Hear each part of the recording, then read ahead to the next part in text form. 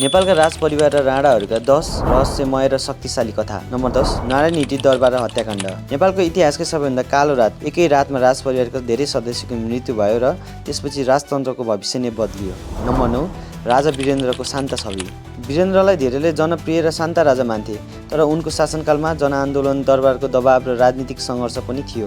Number 8 राजा महेन्द्रको पञ्चायत। राजा महेन्द्रलाई कसैले राष्ट्रवादी राजा भन्छन्, कसैले लोकतन्त्र खोज्ने शासक। उनको कदमले नेपालको राजनीति पुरै बदलियो। नम्बर 7 त्रिभुवनको दरबारबाट भगाई। राजा त्रिभुवन आफ्नो दरबार छोडेर भारतीय दूतावासतिर किन भागे? यही घटनाले राणा शासनको अन्त्यतिर बाटो खोल्यो।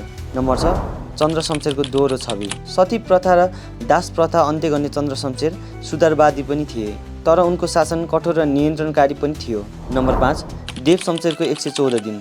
देव शमशेरले शिक्षा, पत्रिका र सुधारको कुरा गरे, तर राणा परिवारका लागि उनी खतरनाक बनेर छोटो समयमै हटाइए। नम्बर 4 राणा शाह विवाह राजनीति। त्यो बेला विवाह प्रेमका लागि होइन, सत्ता जोगाउन र राजपरिवारलाई नियन्त्रणमा राख्न प्रयोग गरिन्थ्यो। नम्बर 3 शाह राजा सत्ता राणाको। सिंहासनमा राजा थिए, तर असली निर्णय राणा प्रधानमन्त्रीहरूले गर्थे। नेपालमा राजा किन नाम मात्रैका भए? नम्बर 2 जङ्गबहादुर राणाको उदय। साधारण सैनिकबाट देशकै सबैभन्दा शक्तिशाली व्यक्ति बनेका जङ्गबहादुर राजा नभए पनि राजाभन्दा माथि कसरी पुगे?